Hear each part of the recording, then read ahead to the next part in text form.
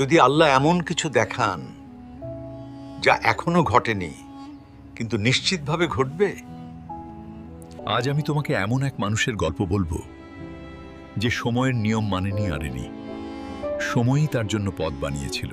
যিনি সময়ের গোলাম নন, বরং সময়ের বন্দিদশা থেকে মুক্ত ছিলেন।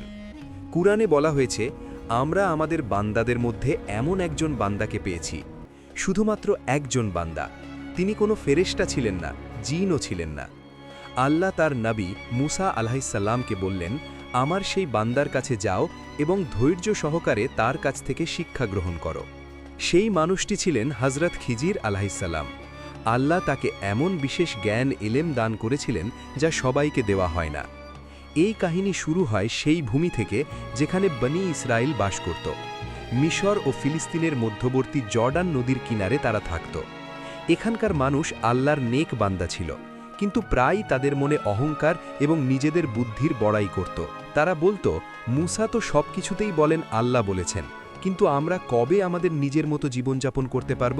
এই সেই জাতি যাদের আল্লাহ ফেরাউনের হাত থেকে মুক্তি দিয়েছিলেন, কিন্তু শুকরিয়া আদায়ের বদলে তারা প্রশ্ন এবং অভিযোগে বেশি মগ্ন থাকত।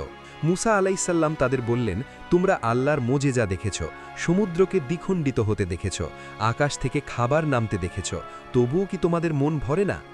এক ব্যক্তি উত্তর দিল, আমরা বুদ্ধিমান মানুষ, আমাদের প্রতিটি কথা অন্ধভাবে বিশ্বাস করার অভ্যাস নেই। এভাবেই দিন কাটতে লাগল এবং বনি ইসরায়েল নিজেদের দুনিয়াবি চালাকিতে ব্যস্ত হতে শুরু করল।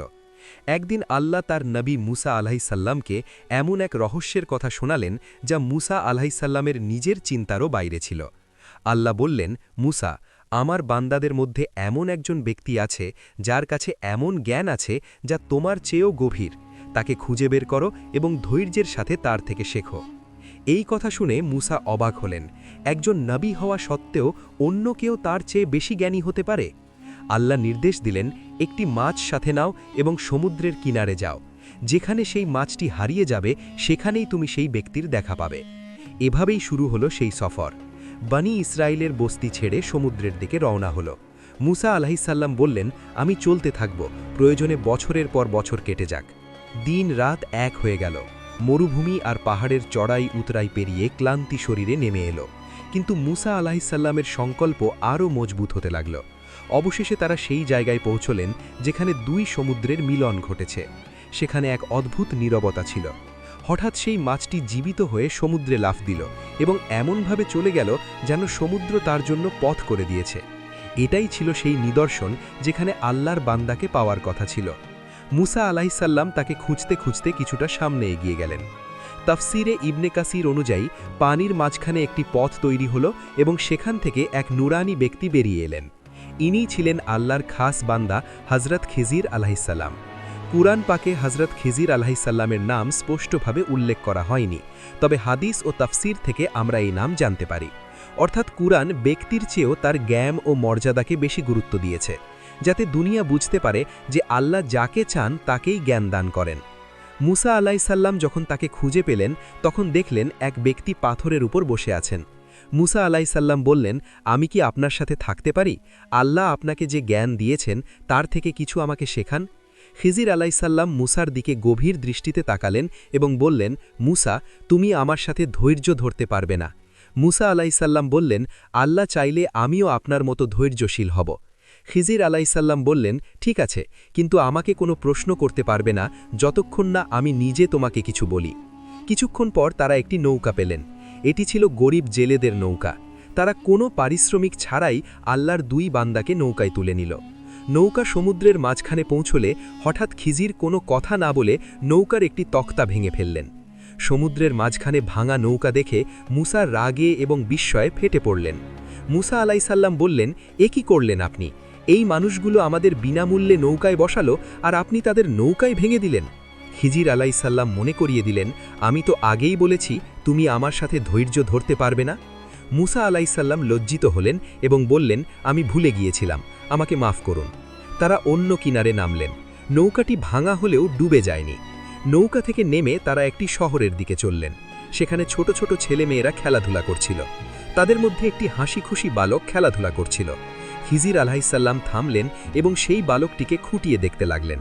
হঠাৎ খিজির আলাইসাল্লাম সেই বালকটিকে ধরলেন এবং তার জান নিয়ে নিলেন, অর্থাৎ তাকে হত্যা করলেন। মুসা আলাইসাল্লাম শিউরে উঠলেন, হে আল্লাহ, আপনি একজন নিষ্পাপ প্রাণ কেড়ে নিলেন, এটা তো চরম জুলম। খিজির আলাইসাল্লাম শান্তভাবে আবার বললেন, আমি কি তোমাকে বলিনি যে তুমি আমার সাথে ধৈর্য ধরতে পারবে না? মুসা আলাইসাল্লাম স্তব্ধ হয়ে গেলেন এবং তারা আবার এগিয়ে চললেন। ক্ষুধা, পিপাসা আর ক্লান্তিতে তারা জর্জরিত ছিলেন। তারা একটি গ্রামে গিয়ে খাবার চাইলেন, কিন্তু গ্রামের অবাধ্য মানুষেরা তাদের খাবার দিতে অস্বীকার করল। তারা ওখান থেকে চলে যাচ্ছিলেন। তখন খিজির আলাইসাল্লাম একটি ঘর দেখলেন, যার দেওয়ালটি ভেঙে পড়ার উপক্রম ছিল। খিজির আলাইসাল্লাম বললেন, এসো, এই দেওয়ালটি সোজা করে দিই। তারা দুজন মিলে কোনো মজুরি ছাড়াই ঘরটি ঠিক করে দিলেন।